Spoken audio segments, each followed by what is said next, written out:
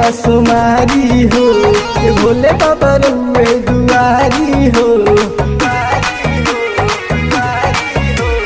करो तानी पहिला सुमारी हो, ये भोले बाबा रुए दुआरी हो।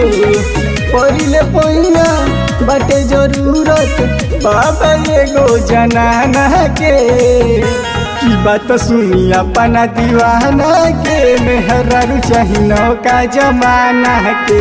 की बात सुनी अपना दीवाना के, मेहरारू चाही नौका जमाना के।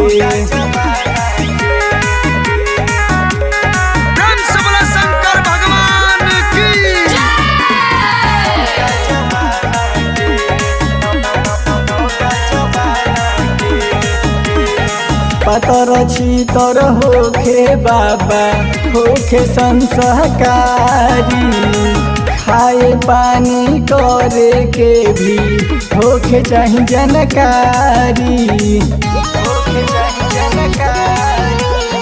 पतर छी तर होखे बाबा होखे संस्कारी, खाए पानी करे के भी होखे चाही जानकारी।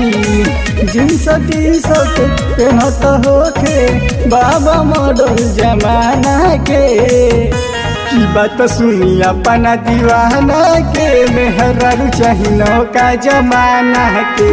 की बात सुनी अपना दीवाना के, मेहरारू चाही नौका जमाना के।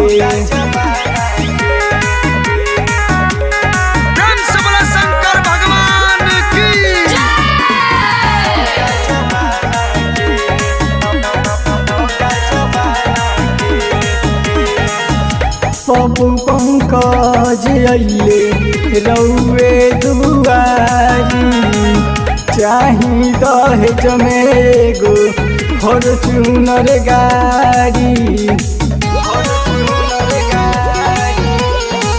गोपी राकेश अइले रउए दुआरी, चाही दहेज में एगो फॉर्च्यूनर गाड़ी।